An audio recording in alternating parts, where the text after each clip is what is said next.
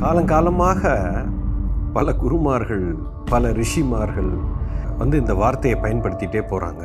சும்மா இரு, சும்மா இரு, சும்மா இருந்தால் நீ சிவனை அடைவாய், சும்மா இருந்தால் நீ உண்மையை பார்ப்ப அப்படின்னு சொல்கிறாங்க. இந்த சும்மா இருக்கிறதுங்கிறது என்னது?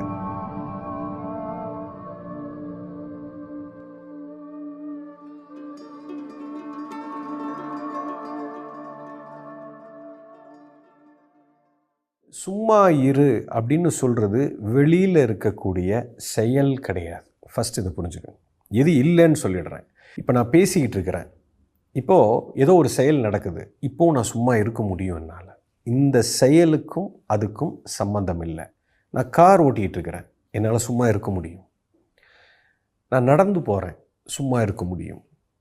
பேசிகிட்டு இருக்கிறேன், சும்மா இருக்க முடியும். சாப்பிட்றேன், சும்மா இருக்க முடியும். அப்படின்னா வெளியில் இருக்கக்கூடிய செயலுக்கும் சும்மா இரு அப்படின்னு சொல்கிறதுக்கும் சம்பந்தம் இல்லை. இது உள்தன்மை. நீங்கள் எப்பயுமே சும்மா இல்லை அப்படிங்கிறது நீங்கள் புரிஞ்சுக்கிட்டீங்கன்னா சும்மா இருக்கிறது என்னன்னு உங்களுக்கு புரிஞ்சிடும். ஓகே, இப்போ முதல்ல நீங்கள் கார் கற்றுக்கிறீங்க. ஒரு கார் ஓட்டுறதுக்கு ஒரு டிரைவிங் ஸ்கூலுக்கு போகிறீங்க. ஓகே, இப்போ அவர் என்ன சொல்கிறாரு, இன்ஜினை ஸ்டார்ட் பண்ணுன்றாரு. இன்ஜினை ஸ்டார்ட் பண்ணிங்க, ரைட்டு. இப்போ தம்பி நீ கியர் போடணும்ப்பா, ஸ்டியரிங்கை பிடிச்சிக்க, ஆக்சிலேட்டர் கொடுத்து பார்த்துக்க, இதுதான் கிளச்சு. இப்போ நீ கிளச்சை அப்படியே மிதித்து கியரை போடு பார்ப்போம் அப்படிங்கிறாரு. உடனே கிளச்சை போய் கரெக்டாக இங்கே பார்க்குறீங்க, கியர் அப்படி போடுறீங்க, ரைட்டு, கியர் விழுந்துருச்சு. இப்போ வண்டி நவுத்தணுன்னா ஆக்சிலேட்டரை அமுத்திட்டு கிளச்சை வெளியே எடுக்கணும்னு சொல்லித்தராரு. உடனே மெதுவாக ஆக்சிலேட்டரை இப்படி எடுக்கிறீங்க, இது கிளச்சை எடுக்கிறீங்க, ஆக்சிலேட்டர் அமுத்துறீங்க, வண்டி நகருது. இது தப்பாக பண்ணிட்டு புடக்குன்னு கிளச்சை எடுத்துட்டீங்க, வண்டி நடக்குன்னு நின்றுக்குது. ஐயோ தப்பு பண்ணிட்டேனே, ஐயோ வேகமாக எடுக்கக்கூடாதுப்பா, மெதுவாக எடுப்பா அப்படிங்கிறாரு. உடனே ரெண்டாவது தடவை மறுபடியும் ஸ்டார்ட் பண்ணி கியரை போட்டுட்டு கிளச்சை மெதுவாக எடுக்கிறீங்க, ஆக்சிலேட்டரை அமுத்துறீங்க. அதுக்கப்புறம் வண்டி நகருது. ஸ்டேரிங்கை பிடி, ஸ்டேரிங்க முன்னாடி பாரு, அடுத்த கியரை மாற்றணும், அடுத்த கியரை மாற்றணும்னா கிளச்சை பிடி, கிளச்சு எங்கே இருக்குது? இப்படி படாத பாடுபட்டோம். ஒவ்வொரு செயலை செய்யும் போதும் இதை எப்படி பண்ணணும், அதை எப்படி பண்ணணும், இங்கே பார்க்கறது அங்கே பார்க்கறது, இவ்வளவும் பண்ணீங்க. இது முதல்ல நீங்கள் கற்றுக்கும் போது இவ்வளவும் நடந்துச்சு இல்லையா? இப்போ என்னன்னா, இந்த வெளியில் நடந்த செயலும் உங்கள் மனம் இருக்கு இல்லையா, இந்த மனமும் ரெண்டும் அந்த செயல் கூடவே இருந்துச்சு. உங்கள் மைண்டு வேற எங்கேயோ போகலை. செயல், இந்த கான்ஷியஸ் மைண்டு, அதுக்கு பின்னாடி இருக்கிற சப்கான்ஷியஸ் மைண்டு, இது எல்லாமே ஒன்றாக இந்த வெளி செயல் கூடவே பயணிச்சது. இப்போ இந்த காரை நீங்கள் 5 வருஷமாக ஓட்டுறீங்க.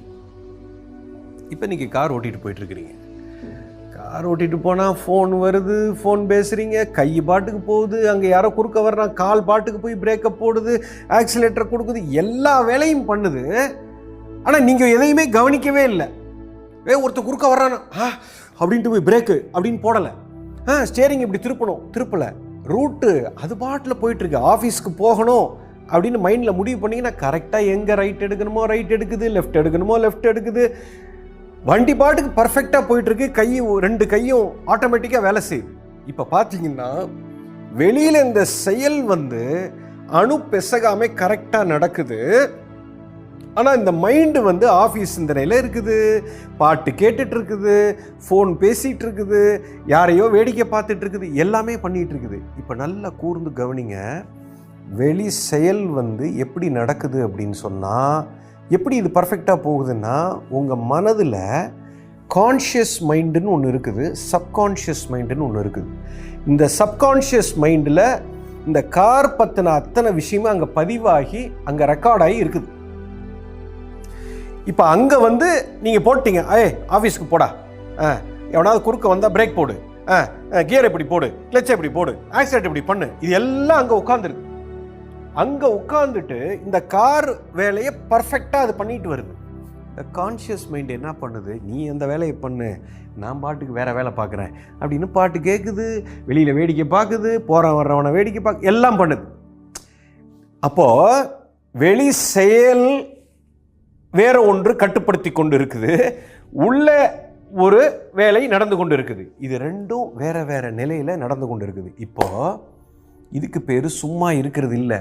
சும்மா இருக்கிறதுனா என்னன்னா, இப்போ வெளியில் என்ன செயல் நடக்குதோ அது கூட இந்த கான்ஷியஸ் மைண்டும் எப்போ ஃபுல்லாக 100% சிங்க் ஆகும்போது என்ன ஆகுதுன்னா, இப்போ சப்கான்ஷியஸ் மைண்டும் கான்ஷியஸ் மைண்டு உங்களுடைய ஆழ் மனம் என்றால் ஒன்றாக மாறிவிடுகிறது.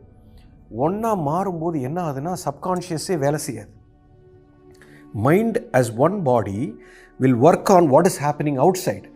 இப்போ முழுமையாக 100% இந்த கார் ஓட்டுறதுல என்னுடைய முழு ஈடுபாடு வந்த உடனே என்ன ஆகும்னு கேட்டிங்கன்னா, உள்ளுக்குள்ளே ஒரு அமைதி வந்துடும். இப்போ உள்ளுக்குள்ளே எல்லாமே அமைதியாகி அப்படியே ஸ்டில் ஆகிடும். ஆனால் கார் ஓட்டிகிட்ருப்பீங்க. இப்போ 100% இப்போ நீங்கள் கார் ஓட்டுறதுல தான் நீங்கள் இருக்கீங்க. இப்போ நீங்கள் சும்மா இருக்கிறீங்க. அதாவது எந்த செயலை நீ 100% செய்யும் பொழுது இப்போ உள்ளுக்குள்ளே சும்மா இருப்பீங்க. உள்ள ஒன்றுமே அசைவே இருக்காது. இது ஒரு தியானத்து தன்மைக்கு போய்விடும். You understand? ஒரு பாட்டு ஒருத்தர் பாடுறாரு, பாடிக்கிட்டு இருக்கும்போது அது சப்கான்ஷியஸ்லேருந்து பாடலை, அந்த பாட்டு கூடவே அவர் பயணிக்கிறாரு.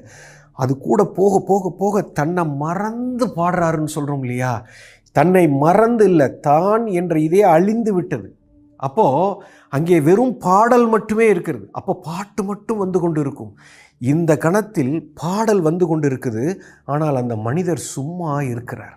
அதுதான் அது தெய்வீக ராகமாக மாறுகிறது. ஒரு விஷயத்துக்குள்ளே எப்போ நீங்கள் ஆழமாக உள்ளே போயிட்டீங்களோ நீங்கள் சும்மா ஆயிடுவீங்க. அப்போ தான் அந்த எக்ஸைட்மெண்ட்டே வரும். You understand? இப்போ ஒரு கிரிக்கெட் மேட்சை பார்க்குறீங்க, அதை பார்த்துட்டு அப்படியே உள்ளே போயிட்டீங்க. சப்கான்ஷியஸ் மைண்டு கான்ஷியஸ் மைண்டு எல்லாமே ஒன்றாயிடுது.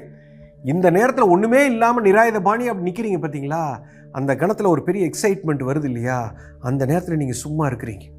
அதனால தான் அவ்வளோ ஒரு எக்ஸைட்மெண்ட் உங்களுக்கு வருது. எப்போ ஒரு மனிதன் சும்மா இருக்கிறானோ இப்போது மிகப்பெரிய சக்தி உள்ளே உருவாகும். Everything become stand still now. ஒரு மயான அமைதி வரும்.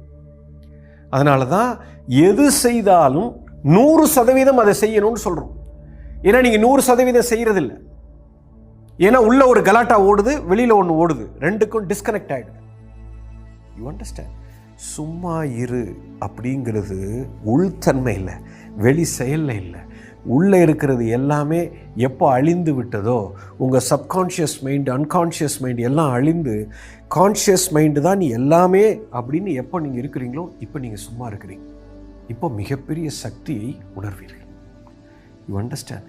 சும்மா இருங்கிறது சோம்பேறித்தனம் இல்லை. சும்மா இருப்பது என்பது வெளியில் இருக்கக்கூடிய செயல் அல்ல.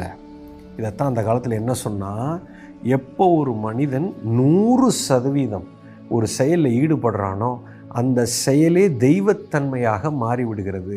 அதைத்தான் செய்யும் தொழிலே தெய்வம்னு சொன்னான். செய்கிற தொழிலில் எப்போ நீங்கள் 100% அந்த செயலுக்குள்ளே போகிறீங்கன்னா இப்போ தெய்வத்து தன்மைக்கு வந்துட்டீங்கன்னு அர்த்தம். இப்போ சும்மா இருக்கீங்கன்னு அர்த்தம். இப்போ கடவுள் வந்து வேலை பார்க்குறார். உங்கள் பிஸ்னஸை கடவுளே ஓட்டுவார். ஆட்டோ மோடில் ஓடும். உள்ளுக்குள்ளே அமைதி இருக்கிறது. You understand?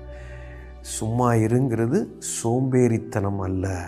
You can do intense activity and still be still inside. உள்ளுக்குள்ளே ஒரு அமைதி இருக்கும். அந்த அமைதியோடு எதை வேணாலும் நீங்கள் செய்ய முடியும். புரிஞ்சிருக்கும்னு நினைக்கிறேன்.